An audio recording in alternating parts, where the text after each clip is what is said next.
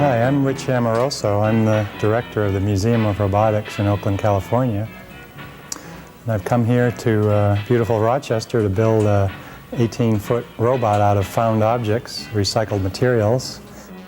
I get a kick out of doing it. It's a lot of fun to see a pile of trash or junk become a very interesting looking art form that has movement and almost has a life of its own. It becomes like a child. And to watch the fascination in children's and other people's eyes as they look at this thing, something they've never seen, a creature this larger than life like this.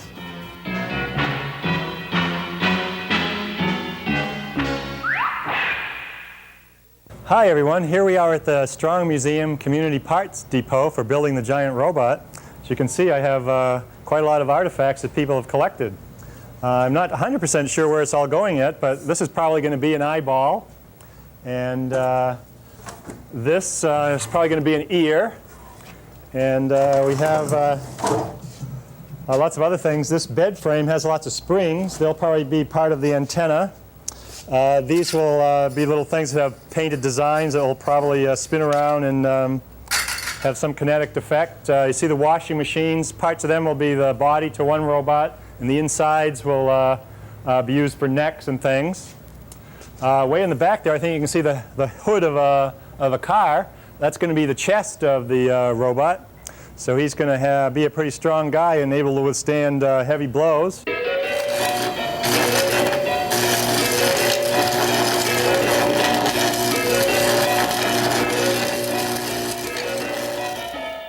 There's something really unique about building an art structure out of recycled parts.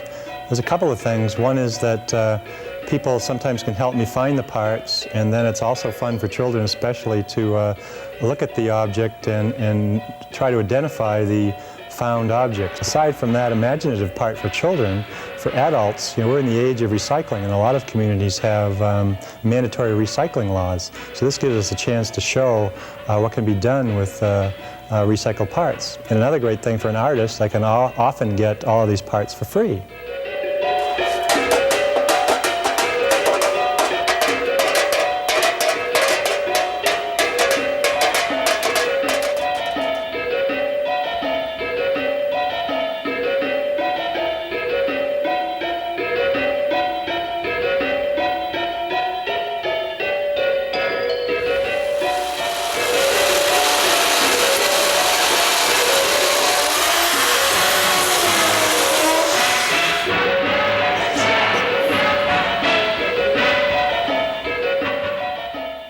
I decided to make two robots for the Strong Museum.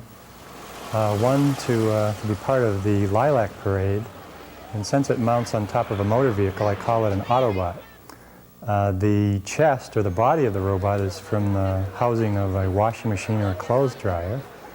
And then I use things like 2 fire extinguishers for each arm, some kind of a pail or mop bucket for the neck, and usually an old gas heater for the head. And this time I used 4 pans for the eyes, which I really kind of liked because the handles sticking out kind of looked like interesting eyebrows and that type of thing.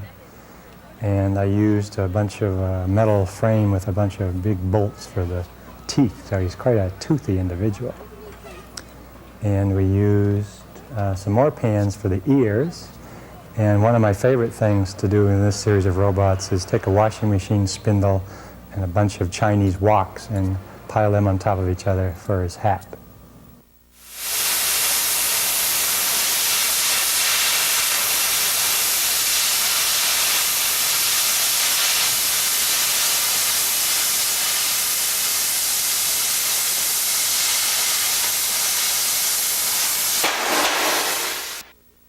Robots, it's a complicated issue for me. I like the idea.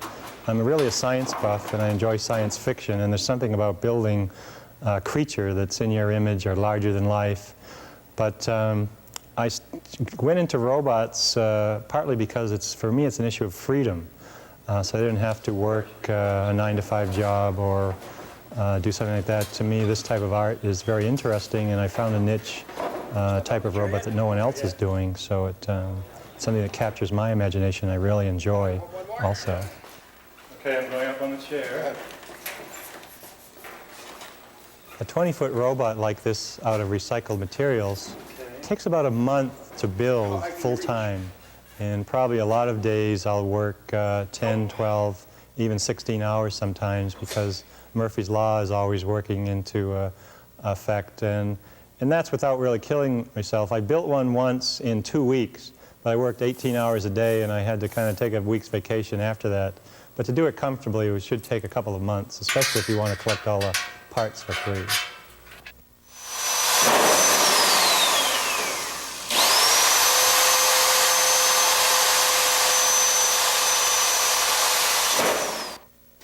I remember another incident at a grammar school in San Francisco, California, where a mother told one of the teachers there that her son couldn't eat or sleep in anticipation a week or two before the robot came, waiting for the robot to come. When he heard it was going to be 20 feet tall, he couldn't wait, just to the extent that he couldn't eat or sleep.